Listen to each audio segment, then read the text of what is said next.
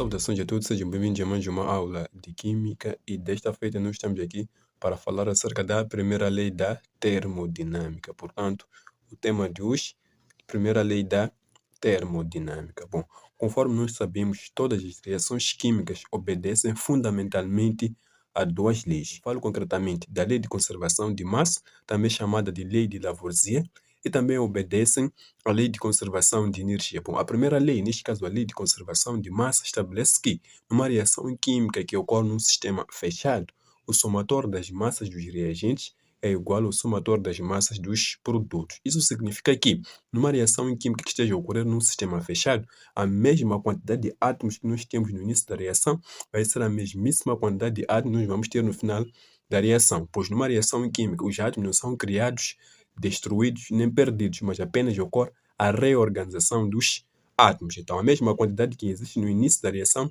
é justamente a mesmíssima que existe no final da minha reação química. A lei de conservação de energia estabelece que, neste caso, a energia não pode ser criada nem destruída, apenas transformada. Então, é desta lei, ou seja, esta segunda lei, que é a lei de conservação de energia, surge da primeira lei da termodinâmica. Em termos gerais, a primeira lei da termodinâmica estabelece que a energia não pode ser criada nem destruída, apenas transformada. Bom, para que nós possamos entender muito bem a primeira lei da termodinâmica, vamos considerar aqui um sistema fechado. Se nós tivermos, por exemplo, um sistema qualquer, um sistema neste caso fechado, então o que é que nós vamos ter nesse sistema? Nós podemos ter um sistema fechado que vai permitir apenas a troca de calor entre o sistema e as vizinhanças, mas não vai permitir a troca de matéria. Então, de acordo com a primeira lei da termodinâmica, se este sistema, por exemplo, perder uma certa quantidade de energia, isso significa que a energia própria do sistema vai diminuir. No entanto, esta quantidade de energia perdida pelo sistema não pode ser perdida, não pode ser destruída. Então, a mesmíssima quantidade de energia que o sistema vai perder deve ser necessariamente a mesmíssima quantidade que deve aparecer nas vizinhanças do sistema. Então, aquela quantidade de energia que o sistema perde é a mesma que deve aparecer nas vizinhanças do sistema, pois a energia não pode ser destruída e nem perdida, mas sim transformada. Então, se um sistema, por exemplo, perde cerca de 100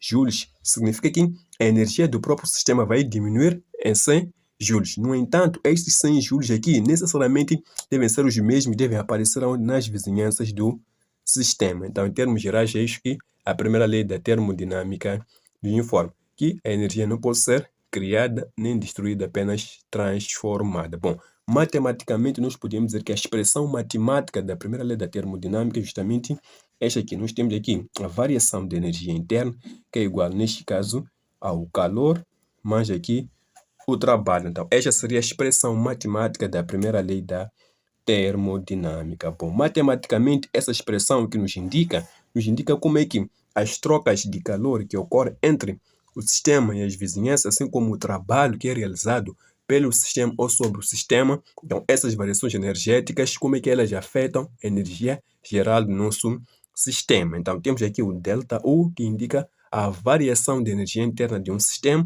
Temos aqui o que indica, neste caso, o calor.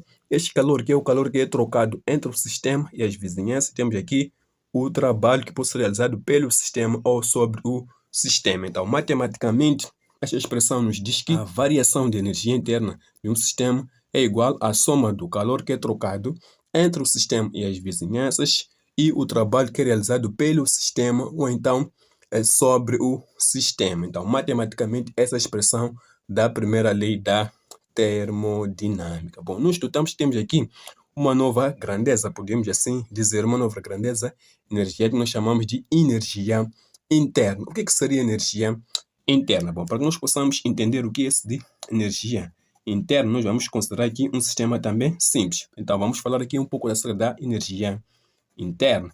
Então, o que seria a energia interna?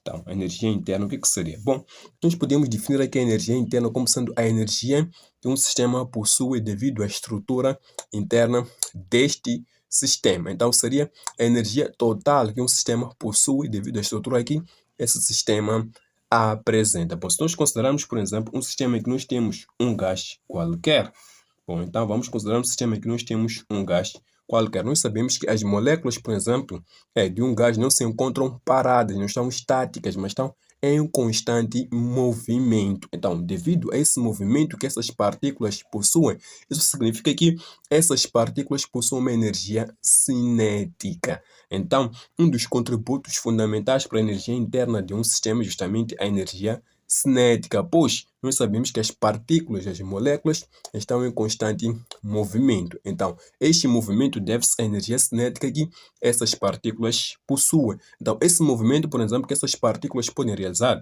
pode ser, por exemplo, movimento, por exemplo, de rotação, pode ser um movimento de rotação, pode ser um movimento de translação, pode ser um movimento de vibração.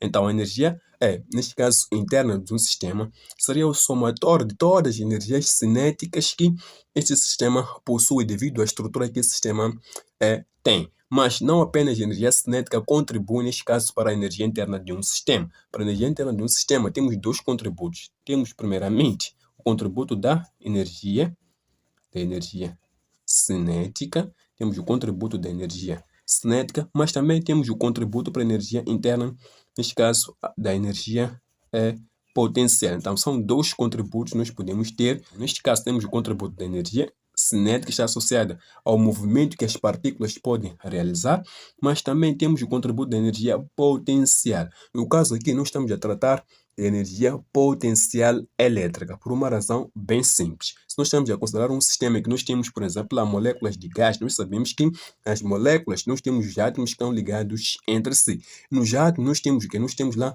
partículas que possuem cargas elétricas. Nós temos, por exemplo, os eletrões, nós temos lá, por exemplo, os prótons. Então, o que pode acontecer? Nós sabemos que quando nós temos partículas que têm cargas com sinais opostos, nós podemos ter uma atração, e quando nós tivermos partículas que têm cargas com sinais iguais, podemos ter lá uma repulsão. Então, devido a essas partículas que possuem cargas elétricas, nós temos nesse sistema, o que pode acontecer é que nós podemos ter lá o que nós chamamos de forças repulsivas, assim como forças de atração. Então, a energia, neste caso, potencial, vai ser uma energia potencial, neste caso, essencialmente elétrica, pois nós podemos ter aqui atrações entre partículas que possuem cargas com sinais opostos, nós podemos também ter repulsões entre partículas que possuem cargas com o mesmo sinal. Então, por exemplo, nós podemos ter lá uma repulsão entre os eletrões que têm cargas com o mesmo sinal. Então, devido a essa força repulsiva entre essas partículas que têm a mesma carga elétrica, então vamos ter lá uma energia potencial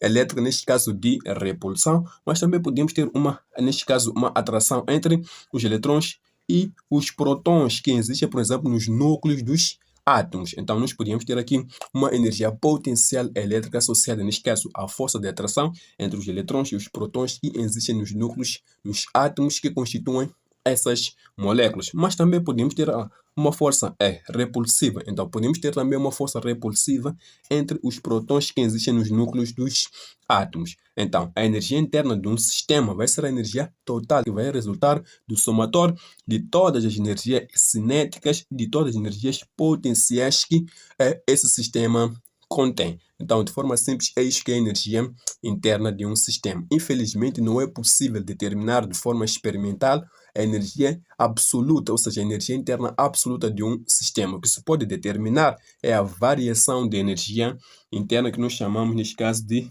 delta U. Então, significa que a energia interna absoluta de um determinado sistema é impossível de se determinar. O que se pode determinar é a variação de energia interna de um sistema. Quando um sistema evolui de um estado para o outro, então nós podemos medir essa variação. Então, a variação de energia interna, o que é que vai ser? Vai ser a energia interna final menos a energia interna inicial. Então, por causa disso aqui, disse que a energia interna é uma função de estado, ou seja, depende apenas do estado final inicial e não do modo como esse estado foi alcançado. Então, para calcular, neste caso, a variação da energia interna, nós temos que pegar a energia interna final menos a energia interna inicial. Bom, já que nós estamos a estudar aqui a termoquímica, então nos interessa muito mais aplicarmos este conceito aqui para uma determinada reação química. Uma reação química pode ser escrita, por exemplo, na forma de reagentes e produtos. Então, numa reação química, o estado inicial é formado aqui pelos sistemas de reagentes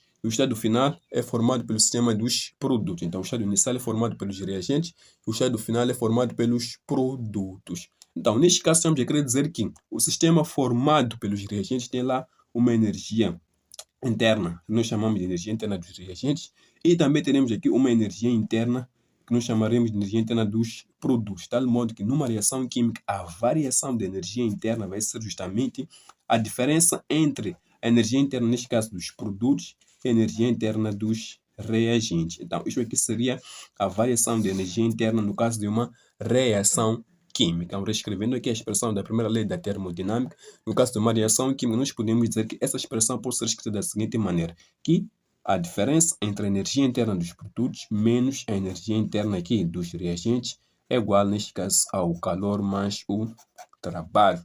Então, essa seria uma outra forma de escrever, neste caso, a expressão da primeira lei da termodinâmica, quando nós aplicamos, neste caso, para uma reação química específica. Então, de forma simples, era justamente isso aqui que nós queríamos tratar acerca deste conceito importante, acerca desta lei importante, que é a primeira lei da termodinâmica, e até a próxima aula.